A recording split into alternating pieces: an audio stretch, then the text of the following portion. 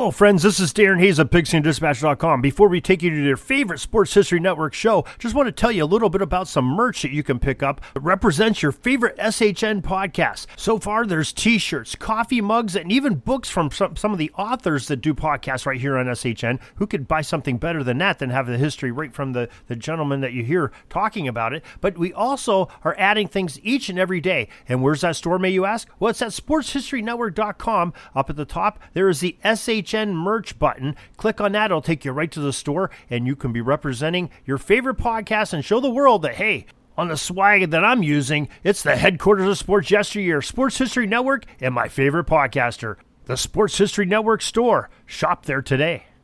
Now it's time to take a sports break, a look at sports history on a daily basis.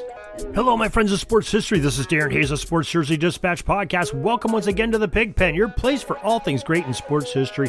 And we have your sports break, sponsored by the JerseyDispatch.com website and Pigskin.com, your place for all things great in sports history. And we have some tremendous uniform numbers and players and events that they did that we're going to talk about today. But before we do that, we want to make sure that you know that we are on Facebook. We have the @Pigskin Dispatch group page that you can go to and check out, or you can go to my personal page at Darren Hayes, and that's DARINHAYES.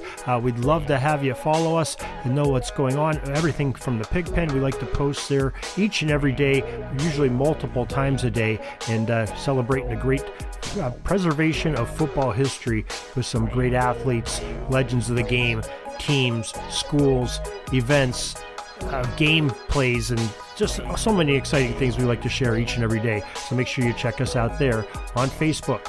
Now, let's get to your October 15th history. And your uniforms we're going to talk about today are numbers 22, 45, 5, 10, number 99, and number 9. October 15th, 1912, Boston Red Sox legend Tris Speaker completed the only World Series unassisted double play from the outfield. Now that is a tremendous play when you can have a double play from the outfield. I can only imagine how it must have been. It had to be, catch a ball to shallow, outfield and throw a guy out that didn't tag up. Who knows?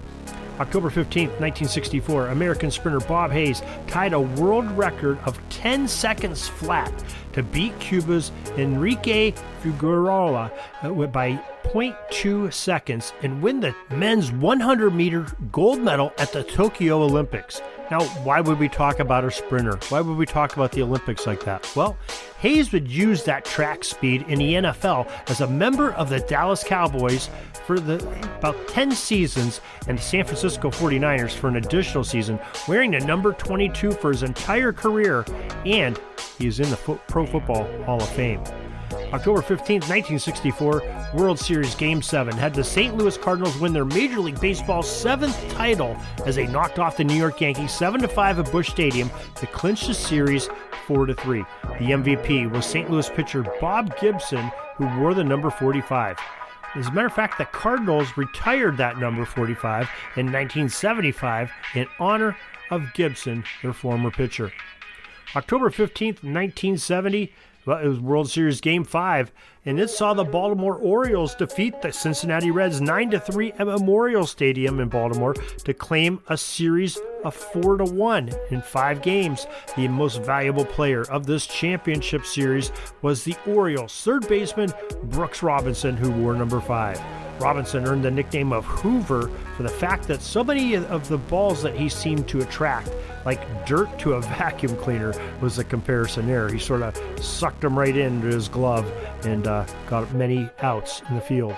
October 15, 1979, the New York Knicks in the NBA retired the franchise's second jersey of their long storied career, franchise career, and it was the number 10 of Walt Frazier. And Walt Frazier, what an interesting fella he is. Here's what gets you into the Basketball Hall of Fame. In 825 games, he averaged 18.9 points per game, had a field goal percentage of 49%, and free throws, he was 78.6 at the line. But just his total points scored in his career, they are just phenomenal.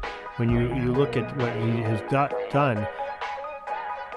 Like we said, he's in the Hall of Fame and a 7-time All-Star, and definitely deserved it. That great point guard, Walt Frazier, wearing at number 10 and having his number retired by the Knicks was quite an honor and quite well-deserved. October 15th, 1989, another great honor. Number 99, Wayne Gretzky, passed hockey legend number 9, Gordie Howe, as the NHL's all-time top scorer. And that is quite an honor and quite a feat to do as well, because Gordie Howe had a really long career, and he was very productive his entire career, from being a young man to being a little longer in a tooth. Very productive, but Gretzky was the great one for the reason of he could put the puck in the net. And that is your sports history for this October 15th. We're so glad that you could join us once again for more sports history. Hope you will join us over at the JerseyDispatch.com website and PigskinDispatch.com. And check out our friends at the SportsHistoryNetwork.com, where both of our podcasts are there, as well as Orville Mulligan Sports Trader, one that we do in conjunction with Oz Davis to form the number 80 Productions team, and some very talented actors and great storylines there for some more great sports history of a sports journalist from the 1920s, OrvilleMulligan.com, or Orville Mulligan Sports Writer, and you can find them at OrvilleMulligan.com, or your favorite podcast provider for those great audio dramas. And also, SportsHistoryNetwork.com has 30 other great podcasters are bringing you just some exciting sports history that are really going to kindle some memories and maybe learn some new items that you did not know from sports history, with this very talented lineup of hosts and guests that come on each and every day on the SportsHistoryNetwork.com. So till tomorrow, everybody, have a great sports history day. This penalty kill is almost over. I got to get back out on the ice. But thanks again for joining us for another great edition of Sports Jersey Dispatch Podcast. We'll see you tomorrow. We invite you to check out our websites, JerseyDispatch.com and PigskinDispatch.com. Not only see the daily sports history, but to experience the preservation of great events and people that play the games. Find us on Pigskin Dispatch. There's also on social media outlets of Facebook, Twitter, Instagram, and don't forget the Pigskin Dispatch YouTube channel. You get all your daily sports history. Pigskin Dispatch is happy to be associated with the Sports History Network, the sports headquarters of yesteryear, found at SportsHistoryNetwork.com. This podcast is part of the Sports History Network, your headquarters for the yesteryear of your favorite sport. You can learn more at SportsHistoryNetwork.com.